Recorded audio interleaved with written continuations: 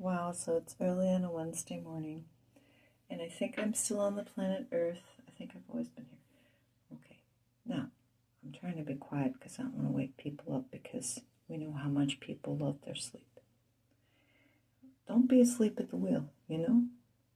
He who watches over Israel never sleeps nor slumbers, right? I'm paraphrasing the Bible again, it just comes out of me. Listen, I was really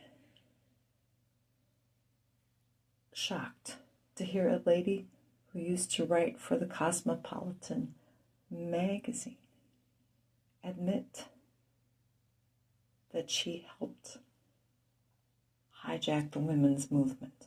Now, east is east and west is west, and never the twain shall meet. Blah, blah, blah, blah, blah, blah, blah, blah. God's great judgment seat. I don't remember it, but it was a good poem. Did they teach that? Well, the river Euphrates is kind of separating the east from the west. We know that. You have to watch through the Bible with Les Feldick. I was, my goodness, there's just so much to unpack here. I just liked a video very few people across the planet have watched. What goes viral? All kinds of crap goes viral. It's like, as far as I know, all 3 subscribers are actually me to my channel, but that doesn't stop me. Why, it's not about the ego. If it were, I would have quit long ago.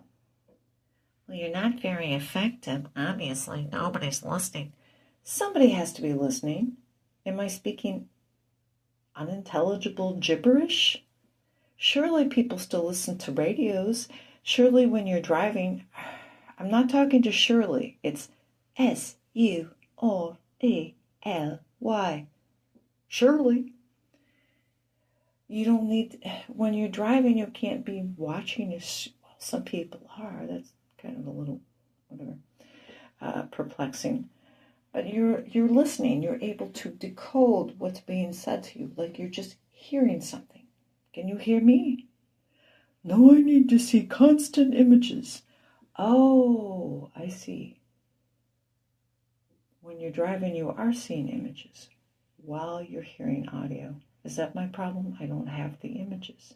Well, maybe you could just listen and go for a walk or something while you're listening. Not that what I have to say is the most important thing to hear. I don't know the lady's name, and I am so sorry. I don't know the name of the lady who's hosting the YouTube channel, and I don't know the name of the lady who was being interviewed. But what pricked up my ears? Well, I don't want you to get the wrong impression. I had dogs our pet dogs were very nice. And the lovely thing about having pet dogs is that if you live in the right kind of a household, they're guard dogs. They'll protect you. They'll be your companions. They're your friend when nobody else is around. I don't mean to be down on dogs, given my couple of messages ago. But the thing I would observe about my dogs, particularly when I was a younger person, they could hear sounds we couldn't hear. And my dogs had they had the pointy ears, not the floppy ears, and it's like their ears would just prick up like 2 little teepees or 2 little tents. It's like they could hear something that you can't hear. It's like, oh, their ears are pricking up. So in homage to my dearly departed pet dogs, not the terrorizing neighborhood dog and the dogs that, well, never mind. They're in homage. My ears pricked up. This came across my feed.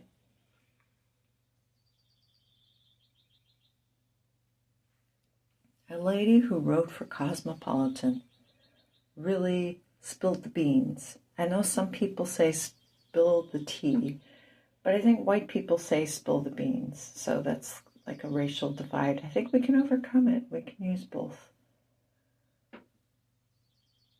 She was actually paid to lie, write articles, just totally make up fiction, stories out of whole cloth to make it seem as if the sexual revolution is occurring across America.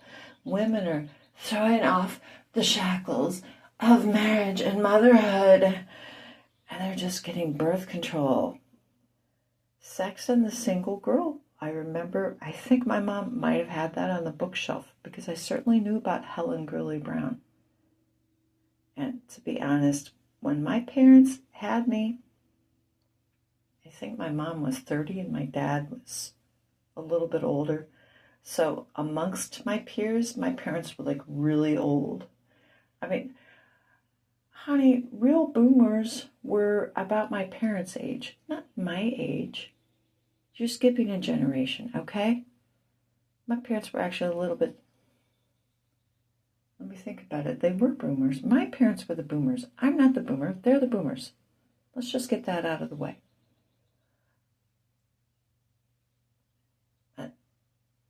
I felt as if my mother's values were somehow inconsistent with my own, because having been born in 1972 and seeing the horrors of, remembering the horrors of the Carter administration, the Reagan era was so amazing. It's morning in America. Remember that commercial? I couldn't vote, but I remember that commercial. It's morning in America. Suddenly we're optimistic. We love our country. Our economy can rebound. We're going back to church. We're embracing the God of the Bible. Not Thor or Zeus or somebody else like that. That's the counterfeit God. You know, it's like we're fighting against communism and we're defeating communism. We're winning. Wow, that was so wonderful. And so, but my mother was sort of a throwback. She's like, well, you know, all that stuff about traditional values, it's just, you know, you have to be savvy, you have to get on birth control, and you have to be promiscuous and get drunk, you know, all kind of stuff. It really was just a big psyop. And, you know, my mother really admired Natalie Wood. Of course, as a child, she was in the very famous movie that we see every Christmas, Miracle on 34th Street. I remember reading the book. My mom actually had the book. I think it was printed in the 1930s. I remember reading that as a young girl. I'm like, this is a really good story. And then I saw the movie, and the movie, of course, Hollywooded it up. You know, Hollywood always just makes everything plastic. I mean, but, you know, Natalie Wood starred in, I didn't know that it was a movie. It was a book, Sex and the Single Girl. My mother must have gone to see the movie. And that was a total psyop. And, you know, it's billed as a comedy, much like The Graduate with Dustin Hoffman. That's billed as a comedy. All it is sexual promiscuity and just dark. Underneath the laughter, there's darkness. Darkness. So, like I said, I liked, I subscribed, I shared the link. I can't tell you the name of the YouTube broadcaster. I can't tell you the name of the interviewee. That doesn't matter. It's the substance of the message, folks. Natalie Wood was so beautiful. Do you know? She died mysteriously at sea. Let's leave it at that.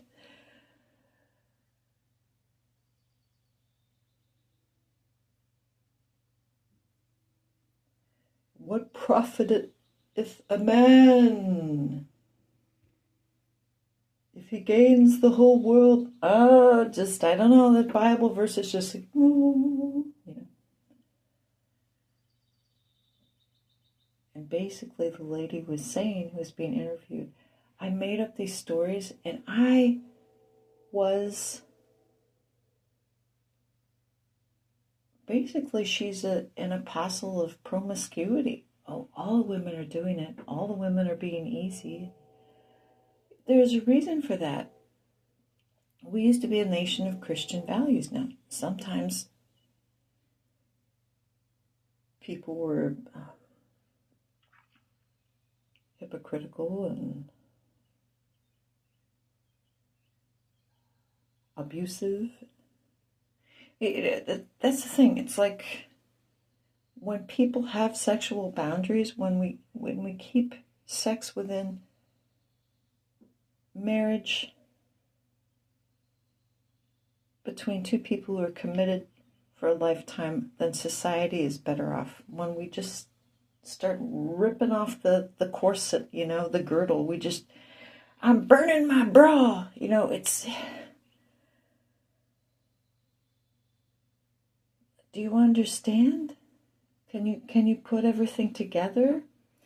I felt chagrined by my mother's attitudes because I was a Reagan conservative and she was too jaded because she'd been there, done that.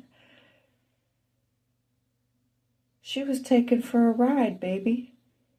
And then I end up having a daughter that's like almost like my mother. It's like, well, you know, purity culture. It's like so toxic, purity culture. I'm like, no, you're wrong. You know, you really should. Your virginity is something valuable. You know, it is. It's like no, purity culture. Everything she sees on the internet, she believes it. I can't compete with Madison Avenue gone nuclear.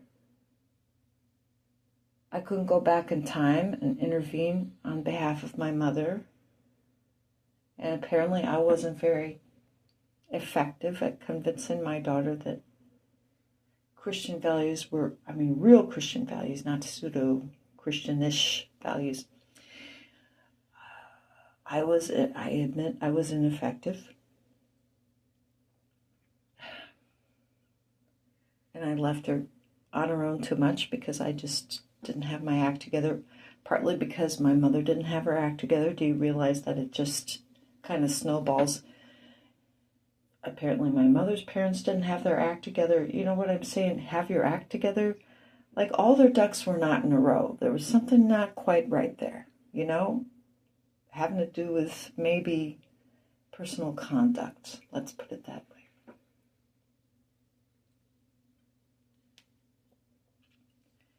And now, all I have to say is, amen. Now I'm understanding things. It was just a big psyop. This whole sex and the single girl thing was just a big psyop. And by the way, this birth control thing, do you realize that women died of strokes because of that high estrogen content? I mean, they got strokes. They were permanently damaged by birth control because of that high estrogen level. It could give you blood clots and you could get a stroke. And I remember taking birth control. My mother was just really ashamed because, you know, oh, you're just having too many children. And I tried birth control for 7 years. And I had headaches, I had chest pains. Well, we just can't figure it out. It's like it was, when I stopped taking the birth control, I didn't have the headaches, I didn't have the chest pain, I didn't have the constant feeling like crap 3 weeks out of every month. That's why I stopped. But I did that for 7 years. Well, you have to be on birth control. Especially if you're married, you can't have too many children. But all these people are just, you can have as many kids as you want and not be married. Now that is your personal decision. Like, why is our culture so inconsistent? Well, because it's really not a Christian culture. I guess it's not. So yeah, I don't have bitterness. I'm like, I'm so glad this older lady came forward. And you think about the old people of her generation, they're no longer with us. Maybe they're in nursing homes. Maybe they can't communicate. Because if you're not going to tell the truth, what's the point of keeping you around? If you are going to tell the truth, then we want to know more. So, you can't agree with everything an old person says. Oh, please, James Carville. But I'm saying the old ladies are really telling the truth these days, except the ones that aren't. Thanks for listening. Adios.